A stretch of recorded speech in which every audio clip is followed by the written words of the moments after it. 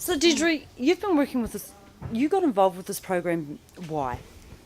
Oh, because I went down as a volunteer and saw all these really dedicated people doing some really cool stuff for conservation, and I thought, I don't know what else I want to do except that.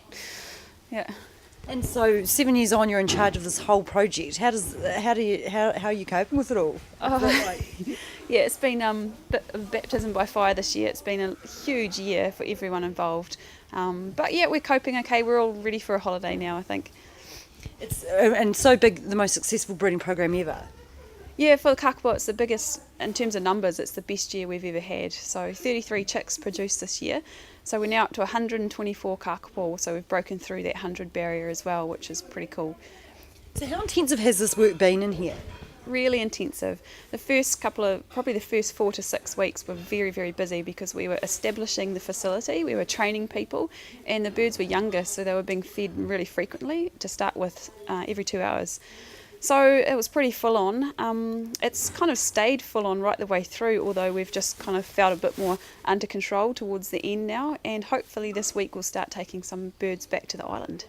And so they've got real personalities, these birds.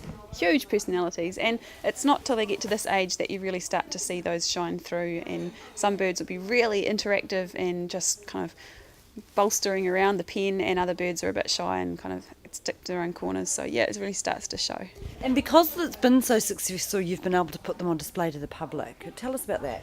Yeah, that was fantastic. So on Saturday we took 6 birds down to the Working Men's Club in Invercargill, and we had 1,300 people come through to see them, and that was really awesome and a great chance to show some positive stuff that Doc's doing out there. And we all really loved it because it's kind of like stand back and go, wow, cool, this is what we're doing, and it was a bit relaxing for us and a real kind of fueling for us as well, to, rewarding. So what does it mean, like, to walk in here and see all these birds lying around when just a few years ago there were only 50? Yeah, well, it's quite scary when you think about it, but we've got 20% of the world population of kakapo in this building. So that's quite daunting, and I'll probably sleep a lot better along with a lot of other people once they're back out there in the wild just doing their stuff. So it's pretty significant. It's the biggest hand-rearing mission we've ever done. In fact, before this year, we'd hand-reared a total of 24 birds all up across all of the years, and then bang, this year we're doing 26, so pretty big. So how stressful has it been? At times it has been pretty stressful, and it has been kind of a bit of a toll on some people. On pretty much the whole team have put their life on hold a little bit to work for kakapo and get us through, and that's huge dedication from everyone involved.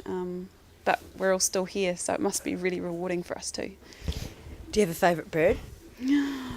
I do. There's one called, well, actually the mother's called Solstice, and we've nicknamed it Ra at the moment, and that bird's pretty cool. But when there's 26 of them, it's harder to pick out individuals that you kind of identify with. The previous year, in 2008, we hand-reared 6 birds, and it was just such a change because you actually spent quite a bit of time with each bird and you knew them as individuals, whereas this year it's a bit more production line. Just feed, clean, go home. And so the program's relocated down to Southland from Wellington and also Nelson altogether, hasn't it? Tell us about that. Yeah, so this year we had a bit of a restructure, and our kakapo unit relocated to Southland in Invercargill. It was based out of head office in Wellington. So all that technically meant was that our program manager position shifted to Invercargill, and we're able to utilise the people that are in the area a lot better because we've got better connections with them now. Okay. And what about the funding of this? How does that all work? It's pretty expensive, isn't it? Yeah, it's not really cheap, but if you compare it to something like roading, then it's just nothing. So it's this year, Department of Conservation's our operational budget somewhere around 350,000, and then we also get sponsorship on top of that from RTA.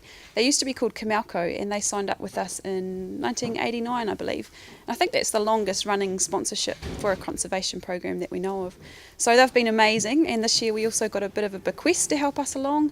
So we've been lucky this year. We have spent a little bit more than our budget, but our area has been able to free up a little bit of money from around different parts of Southland to help us along too.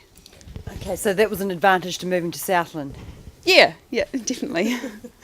Economies of scale, perhaps. And so they're about teenagers now, these birds, aren't they? You should put them into human. I'd probably call them toddlers, advanced toddlers.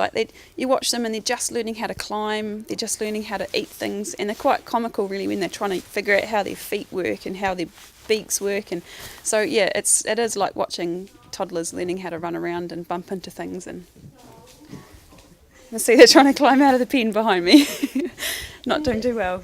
So if people aren't aware of this program and what it's all about, what would you tell them about the kakapo and why it's important?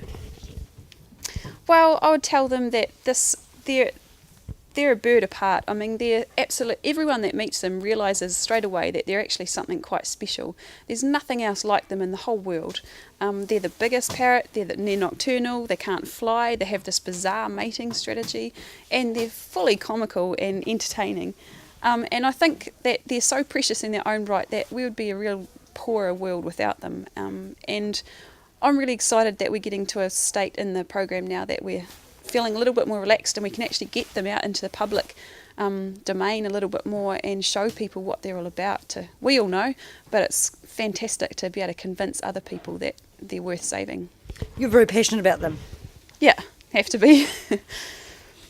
So altogether, how would you describe what's gone on this year? He's got the wire. Does that matter?